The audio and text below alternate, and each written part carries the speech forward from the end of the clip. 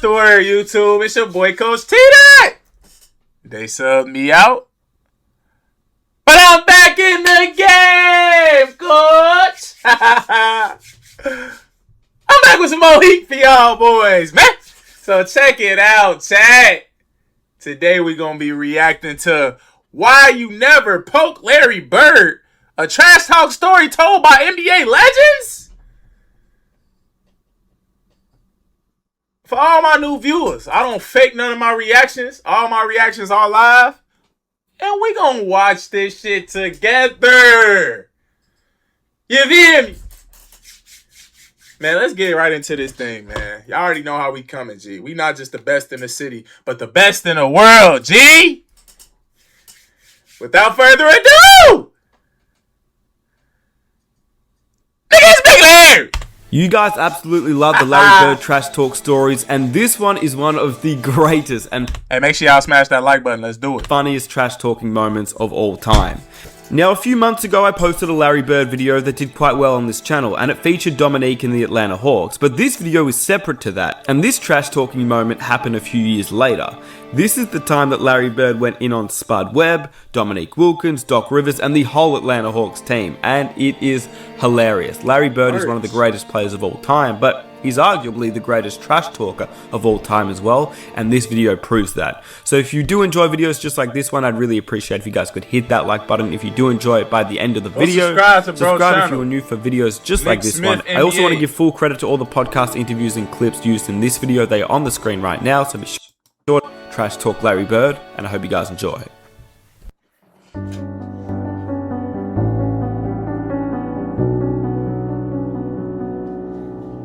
You guys played the Celtics, Big Three, in the playoffs, '88.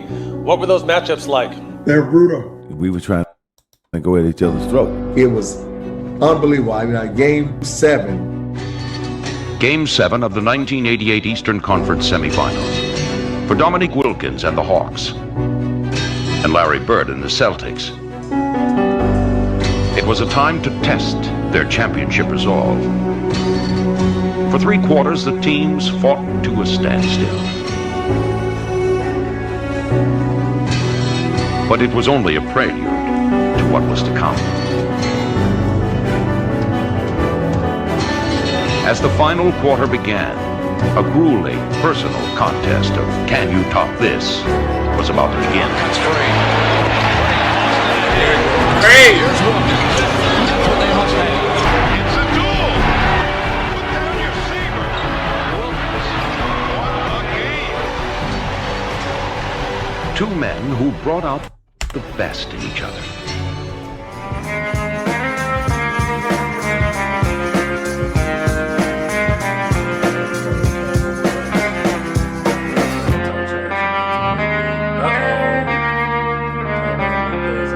Uh-oh.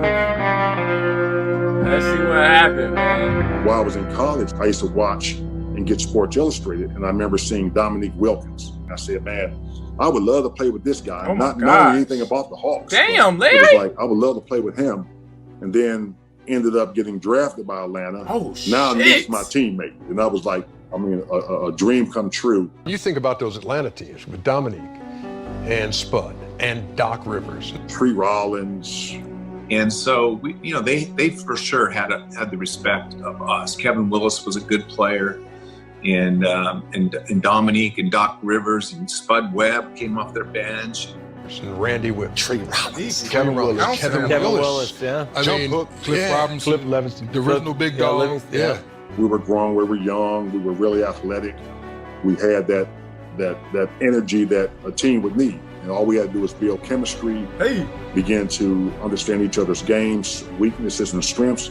And we did that, and we started to flourish after the first 4 or 5 years. They were a deep team that could score the ball, and if we weren't at our best, we were in trouble. But with that team, they were so fun to watch because Dominique was the headliner, but everyone else around him. When you talk about Spud Webb, they would come over and play with us across from Georgia Tech. You say, this little joke. Oh, hell no! First small guy getting the dunk contest, win the dunk contest, all that hype around them.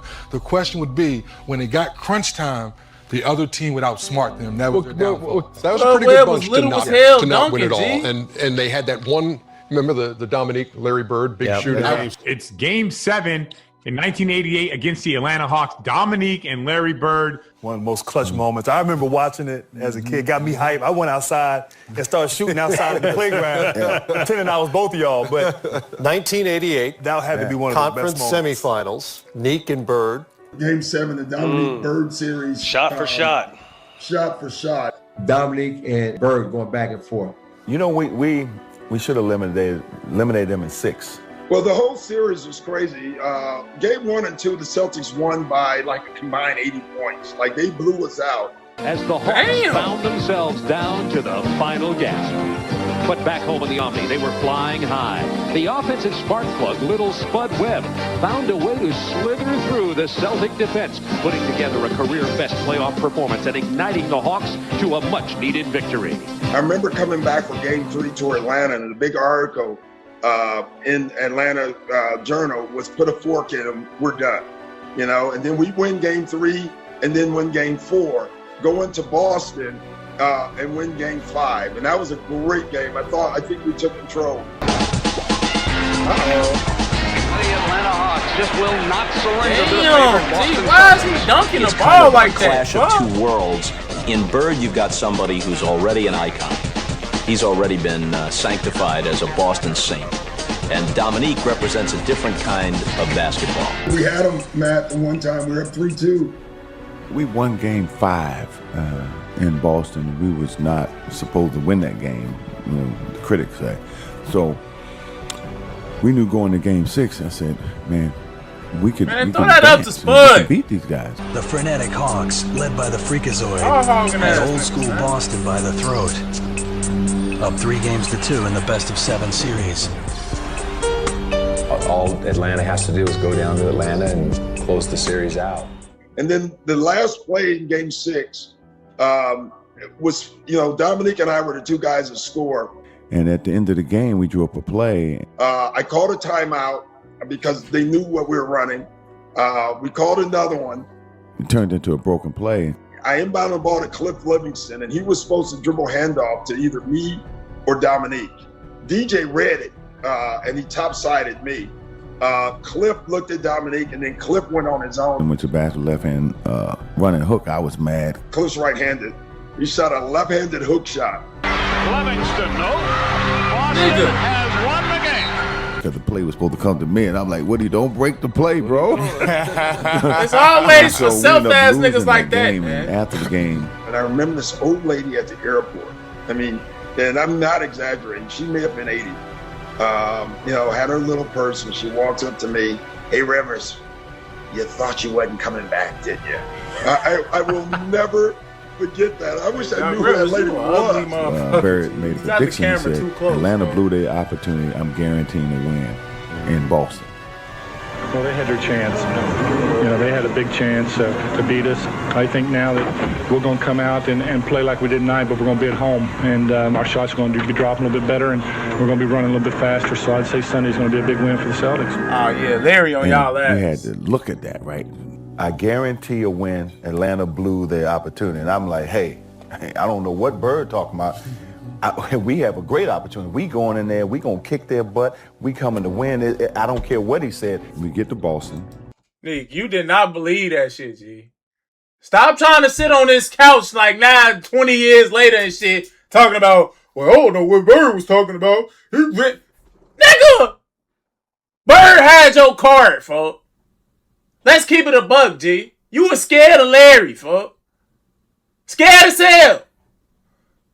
Trying to act tough now. It's too late.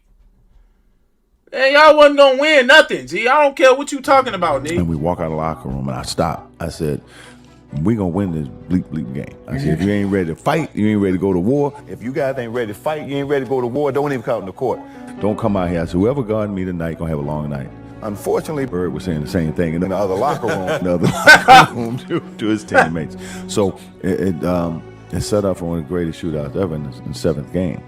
And I remember Larry Bird, he passed by our locker room. He's like, there's nobody in here can guard me. But he was just playing though, yeah, because he was friends. I remember before this big game against Dominique, that Larry was out shooting, and I was out shooting early at one end of the court. Larry was down at the other end, and I noticed that Larry was down there like shooting left-handed jump hooks from like 12, 15 feet. Now, he made left-handed shots, but I saw him shooting right-handed jump hooks from 12 or 15 feet. And I went down there and go like, what are you doing? He goes, my Achilles tendons are killing me. My step back it won't work tonight. I need that jump hook.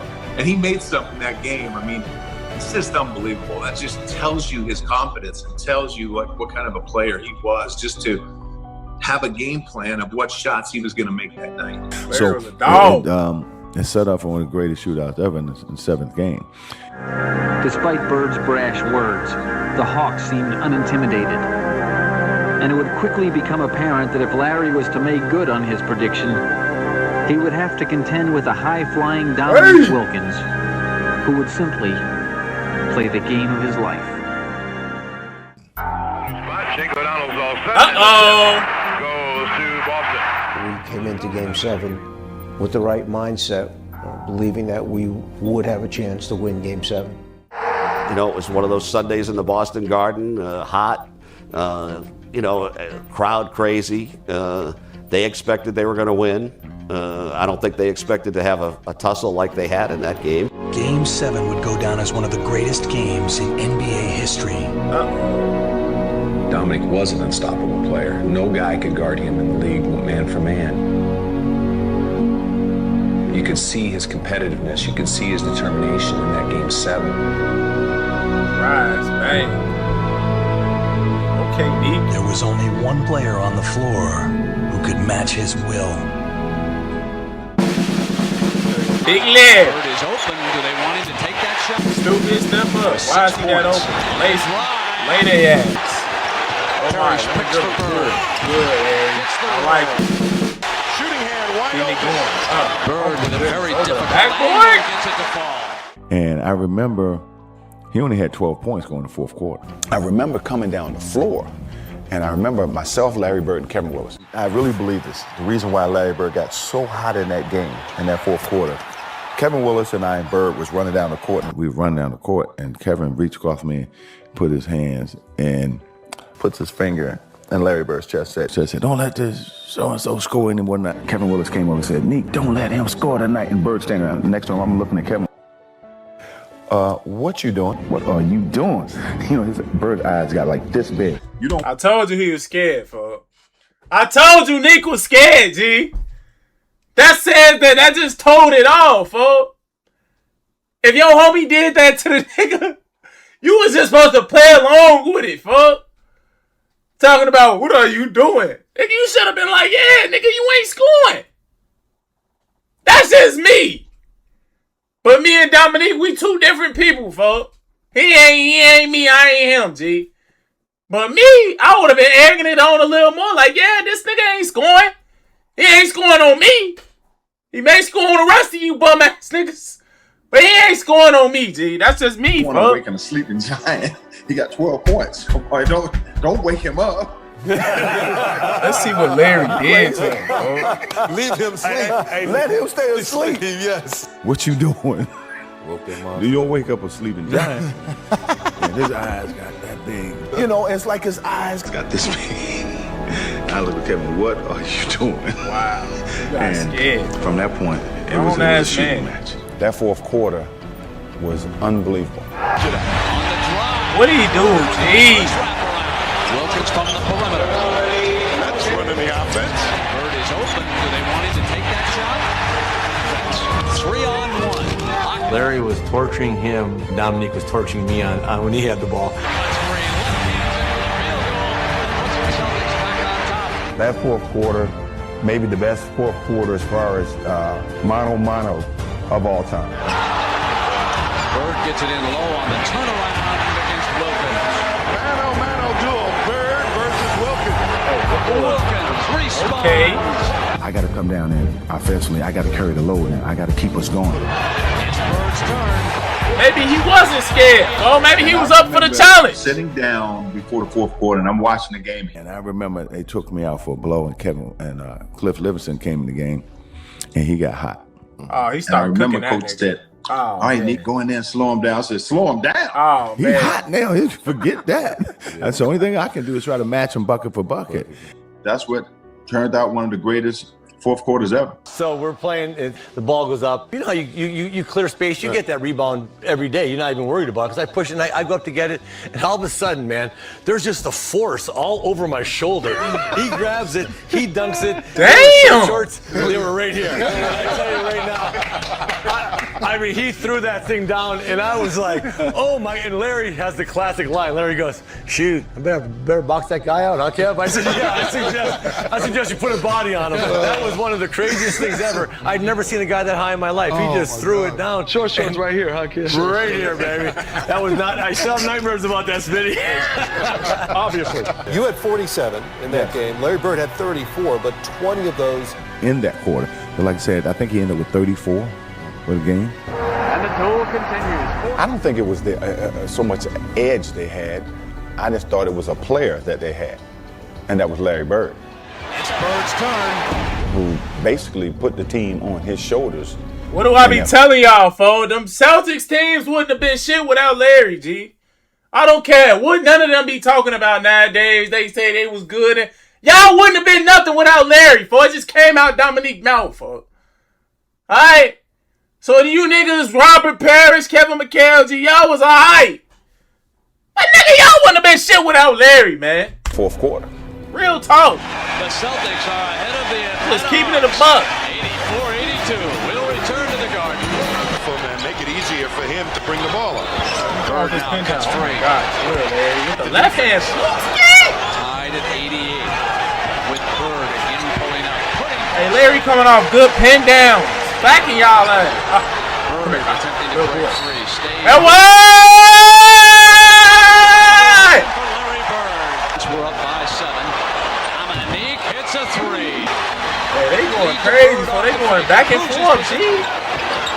Wilkins ties it for Atlanta. You know, Dominique was pretty much the whole game. Larry, the fourth quarter, kind of then, carried their team. That's what made him so great. Bird cuts free. Y'all just showed that clip, man. Come on, man. Wilkins responds. Between the two of them. It's Bird's turn. And it gets it back. And Dominique high off the glass. Bird snaps free. Comes up with a shot. He's steady coming off pin down. Y'all niggas not stopping this. Never. In his face. Wow.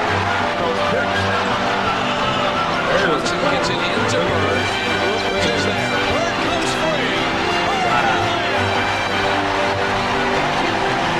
Wow. We began the broadcast by telling you about Larry Bird, who following the Game 6 victory by the Celtics in Atlanta, guaranteed a win in number 7, saying the Hawks blew their chance by losing number 6. Larry Bird started the game slowly, but here in the fourth period, he has shown you why he's a future Hall of Famer. 20 points this quarter. He is 9 of 10 in this period. He has hit his last 6 field goals. And as far as Larry Bird is concerned, it's Detroit. Here we come. You know, get the ball to Larry and let him make the read, because if they come double, he's going to make the right play. And the game wasn't that complicated for him, and he made some tough shots. Like I said, some left-handed running How he made hooks. that shit. You know, and again, he wasn't feeling great at that time of the year, at that moment. And to watch him just gut it out and just to will his body to even finish that game, let alone score 20 in the fourth quarter of a Game 7 is mind-boggling to me. Larry Bird that night was, listen, he was unbelievable, and he was so clutch. Meek was just as clutch that night. It's just that Larry in the fourth quarter was unstoppable. So clutch is not just the final 3 or 4 seconds of a game. And the thing is, we were sending everybody at him to slow him down. He was so hot that I think one of the shots he hit was a left-handed 3. That's when you know a guy is in the zone. Bird attempting to break free, stays with it, and Nigga, that's not no left-handed 3. What is y'all doing? lead changes. He said a left-handed 3. Dominique hits a 3. Y'all be lying. It's either Dominique lying or y'all be capping. Y'all putting in the wrong footage. Bird because they knew he was going to get the ball. And we knew it, our opponents knew it, and now it's just up to them to stop it.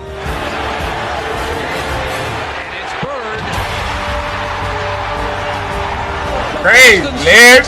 I see, short. Man, he was doing a little bit of everything. I don't know really what he was doing in that fourth quarter, but the stuff that he was doing, it was unbelievable, man. I mean, he was throwing left-hand shots, running hooks.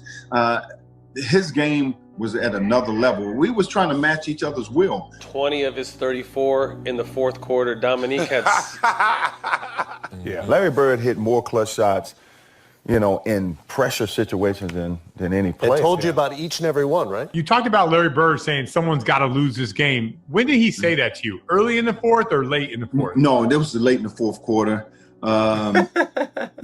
It was probably like, I don't know, 30, 40 seconds to go in the game. I think it was a timeout or we were taking the ball out of the bounds. I can't remember what it was, but I remember him saying that. And he said, you know, we both deserve to win, but somebody got to go home. And, man, to his credit, man, he took the Celtics and put them on his back. And he would call the spot. Yeah. You know, but he never called a spot against me. That's